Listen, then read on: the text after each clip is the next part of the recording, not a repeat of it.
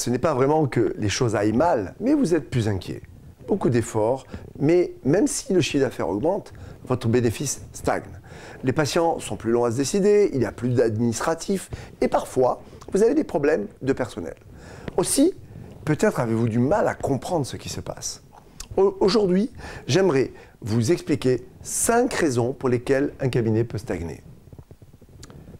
1. Les patients ne saisissent pas la valeur de leur rendez-vous et les annulations de dernière minute et les absences au rendez-vous perturbent votre organisation et vous font perdre beaucoup d'argent.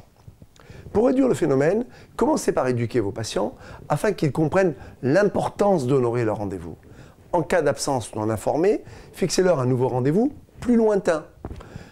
Créez une politique concernant les rendez-vous manqués et informez les patients récidivistes d'un montant à régler pour la séance manquée. Enfin, n'acceptez plus de fixer de rendez-vous aux patients qui ont manqué 2 fois leur rendez-vous sans vous prévenir. Deuxième raison, les présentations de plans de traitement ne font pas l'objet d'un suivi dans votre cabinet. Les patients peuvent tout à fait ne pas vouloir réaliser leur traitement sur le champ. Vous avez donc besoin de savoir pour quelles raisons.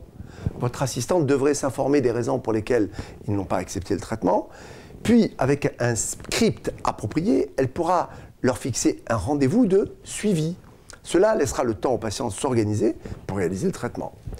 Vous devez savoir ce que deviennent vos patients qui n'ont pas accepté le plan de traitement. Troisième raison, la qualité du service auprès des patients passe au second plan. Les patients veulent se sentir accueillis quand ils viennent dans votre cabinet. Si ce n'est pas le cas, il y a de fortes chances qu'ils prennent leur prochain rendez-vous chez l'un de vos confrères.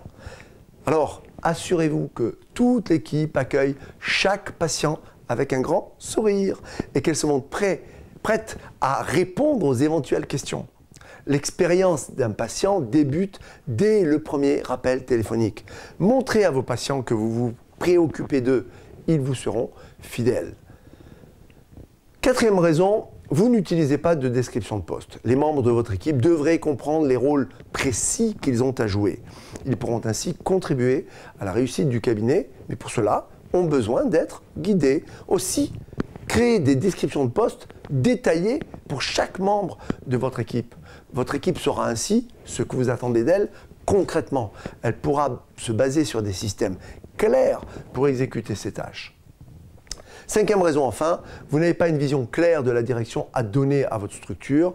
Vous avez besoin d'établir des objectifs clairs pour l'ensemble des membres de votre équipe, car sans objectifs clairs, la frustration est assurée.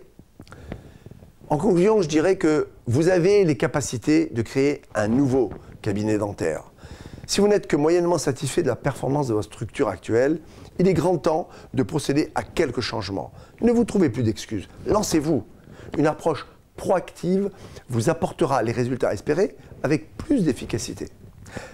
Voilà, en attendant notre prochaine vidéo, je vous encourage à réagir sur notre page Facebook pour plus d'informations sur la gestion de votre cabinet. À la semaine prochaine!